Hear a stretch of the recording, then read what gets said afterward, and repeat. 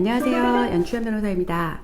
오늘은 소년 범죄에 대해서 좀 말씀드리려고요. 최근에 또 다시 이제 논란이 불붙고 있는데, 발단은 이거죠. 이 초등학생이 아래로 덜린 돌멩이, 이거에 할아버지가 이제 돌아가시게 되면서, 특히 그 옆에 막 할머니가 같이 부축하고 계시다가 할아버지가 쓰러지시면서 굉장히 충격을 주고 있는데요. 이 범죄와 관련해서 범법 소년, 이 소년이 처벌을 받지 않는다, 전혀 처벌을 받지 않는다는 것에 대해서 좀 황당해하는 여론이 있어서 이것과 관련한 궁금증을 해소해 드리려고 합니다. 소년 심판이라는 드라마 아시죠? 제가 전에 리뷰도 한번 했었는데, 그 드라마에 보시면 그 김혜수 씨가 연기한 판사는 소년 재판부의 판사입니다.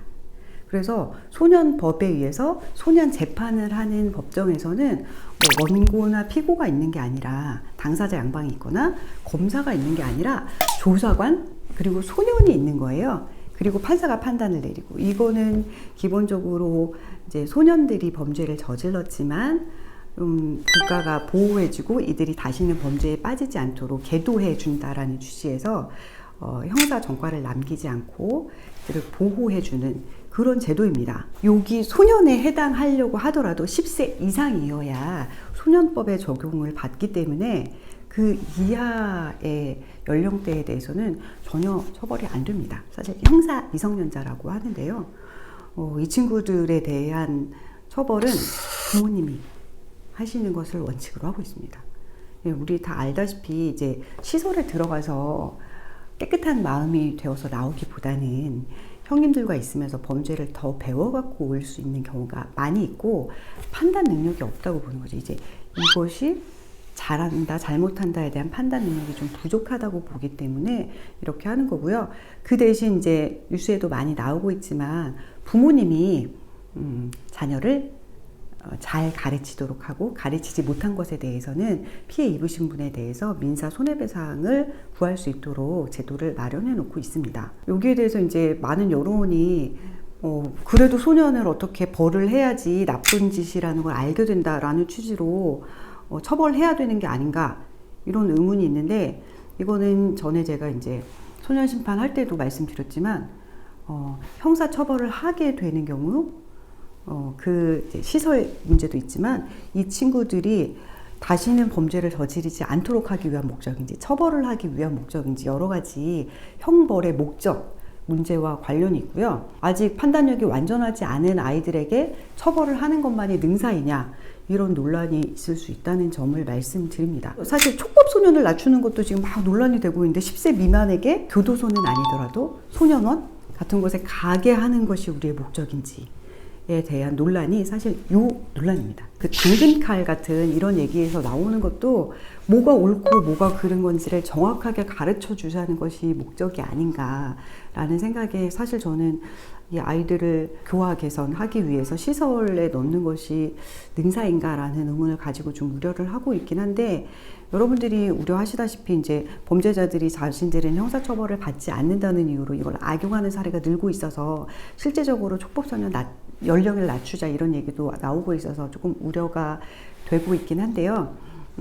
이런 기본적인 내용을 알고 접근하시면 조금 뉴스를 보거나 논란을 이해하기 쉬우실 것 같아서 말씀드려봅니다. 좀 정리해서 말씀드리자면 이렇습니다. 소년법이 적용되는 소년은 10세 이상부터 19세 미만, 그러니까 18세까지겠죠. 이게 법정 나이이기 때문에 생일을 기준으로 하게 되고요. 10세 미만인 경우에는 사실 처벌은 안 됩니다. 부모님이 책임지시는 걸 원칙으로 하고 있고, 10세에서 14세 미만까지는 13세까지겠죠. 되겠죠. 정확하게 하면 요 나이 때는 이제 촉법 소년이 되기 때문에 보호 처분이 되고요. 보호 처분은 우리가 쉽게 알 수 있는 것은 가장 중요한 것이 소년원에 가는 거고요. 그렇지 않으면 보호관찰 처분 받으면서 시설에 가서 교육도 받고 계속 관리받는 처분도 있습니다. 보호자에게 보호 위탁 처분이 가장 약한 거라서, 이제 부모님과 같이 살면서 보호자와 같이 이렇게 잘 살고 있는지 체크받는 그런 형태의 처벌도 보호 처분 중에 하나로 내려지고 있습니다. 근데 10세에서 14세 처벌의 경우에는 보호 처분만 가능하고 형사 처벌은 안 되고요.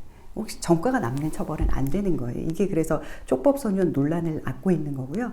14세 이상부터 18세까지는 이제 범죄 소년이라고 해서 그 친구들한테도 이제 보호 처분이 내려집니다. 보호 처분이 내려지지만 중한 범죄라고 보여지는 경우에 금고 이상의 형이라고 보여지는 특별한 사유가 있는 경우에는 형사처벌이 가능하도록 되어 있고, 다만 소년의 경우에는 예외적으로 형을 감형할 수 있는 특별한 규정들을 두어서 장기 몇 년, 단기 몇 년 그렇게 정하고 그 안에서 일찍 형을 종료할 수 있게 해준다든지 이런 혜택을 주고 있습니다. 이게 전부 다 이제 다 아직 어린 친구들이기 때문에 향후로 좀 마음을 바꿔먹으면 잘 살 수 있는 가능성을 고려해서 처벌을 우선으로 하지 않겠다라는 취지로 보면 됩니다. 이제 이 형사처벌을 하게 되면 이제 아무래도 전과가 남게 되는 이런 문제가 생기죠. 그래서 소년심판 보면은 이제 김혜수 배우님 앞에 그 판사 앞으로 온 이 소년들이었는데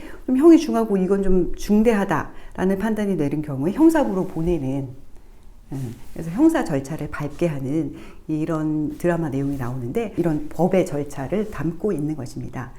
저는 사실 이런 범죄를 통해서 여러분들도 이런 내용을 아시면 좀 뉴스를 보시는 데 도움이 되고, 또 우리 아이들을 보호하고 우리들이 피해자가 되지 않도록 하는 데 도움이 될 수 있지 않을까 해서 말씀드려봅니다. 무엇보다도 이 방송을 시청하시는 분들이 범죄를 당하시지 않고 피해자가 되시지 않고 또 잘 몰라서 범죄에 빠지지 않도록 우리 주변부터 단단하게 지켜가는 우리가 되었으면 좋겠습니다. 네, 지금까지 시청해주신 여러분 감사합니다.